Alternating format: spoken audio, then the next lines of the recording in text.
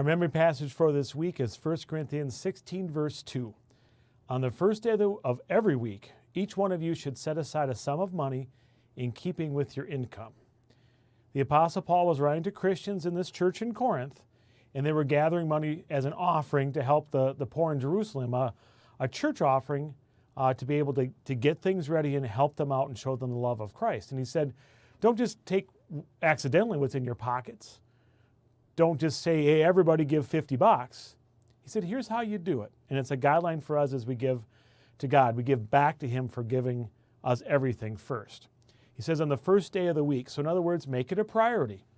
It's not the last thing you decide what to spend, but the first thing you decide to spend. So a priority. And then it says every week, so that's regular.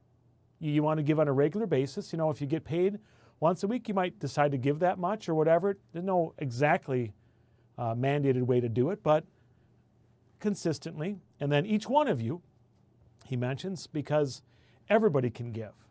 You might have a lot or you might have a little, like the widow that gave her 2 little mites, but whatever you have, give something.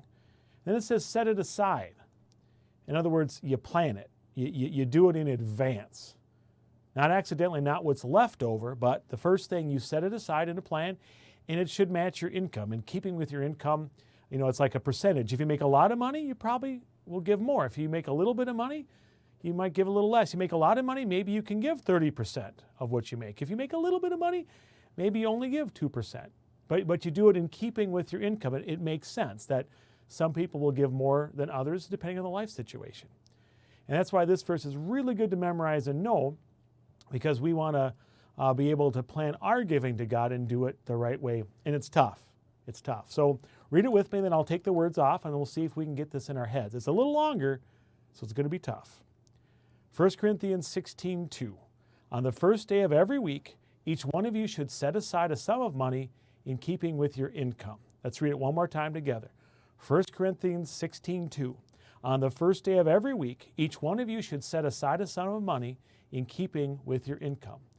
1 Corinthians 16, 2. On the first day of every week, each one of you should set aside a sum of money in keeping with your income.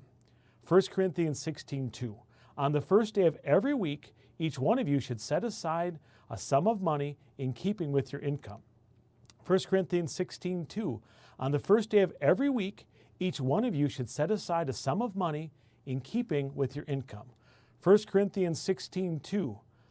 On the first day of every week, each one of you should set aside a sum of money in keeping with your income. Let's see how we did. First day of every I think we did okay. But put these thoughts in your head, because Satan's going to come at you and try to get you to think about giving the wrong way. It's never because you have to. Don't let anybody tell you how much to give. But in another verse it says, have a cheerful heart. So think about what Jesus has done for you and how you're God's child, and then determine what you want to give. And then don't give a penny more and don't give a penny less. You'll always give the right amount if you do it for the right reason, like the widow.